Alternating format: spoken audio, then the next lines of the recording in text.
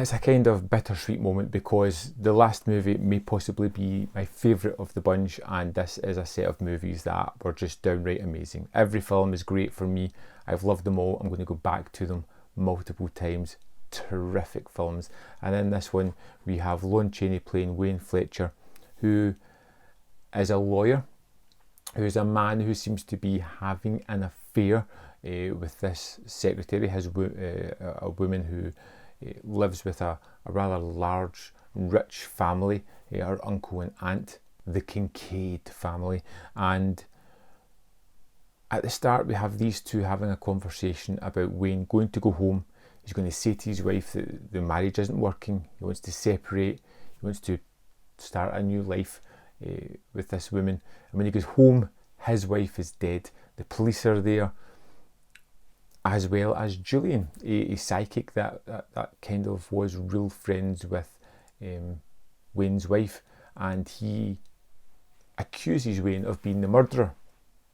And then we get the detective, who's always pertinent through these movies, who instantly suspects everyone, who accuses quite a lot of people, and just lets the situation play out, hoping to get the murderer to admit their crime at some point. And it's just super fun, and this one is very playful, along with a supernatural element. It really does have a lot going on for it. We spend a good part of the time with the Kincaids in the Kincaid household. We've got the sort of aunt and uncle, and then a kind of other aunt that's there as well. This is a large kind of mansion that seems to have secret passageways. It's close to a cemetery as well, and it just adds that kind of spooky nature to it. At certain points there's the uncle kind of talks about hunting ghosts. He hears things rattling and things going bump in the night quite a lot. We have young Donna kind of having that antagonistic relationship with her peers, because they don't like Wayne. They don't think she should be going with him, and she's changed a lot since they started working there. Dawn is quite steadfast, and this is the man for me. It's the person I really want. Bad things have happened, but they'll come through to the good. And there's all these different kind of elements and people who come into the movie that are really kind of fun.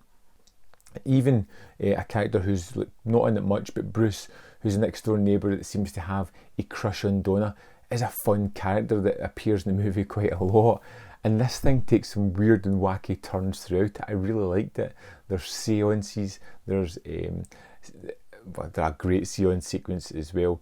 There's fun moments with the psychic channeling people. There is multiple red herrings as to who the killer is going to be, and I felt that the killer was a real surprise at the end. There is a strong supernatural element throughout this, as well as is it supernatural or is it not? Is it something human that's doing this, or something mysterious and otherworldly? And I really kind of loved that aspect of it.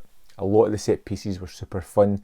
A lot of the characters were just utterly bonkers in the brilliant way. Like the secondary aunt that came over from England and is staying there, she's terrified of Wayne. She's assuming that Wayne is a murderer, and her best way of keeping safe is to lock both Wayne and her niece Donna in a cupboard and gas them to death. And you're just like, how can you go from he's a murderer and I need to be safe to I'm going to gas them? That way I'll definitely be safe. It was a bonkers turn, one that had me hugely entertained watching it, because it was just so incredibly silly and over the top and fun. And that is this movie encapsulated.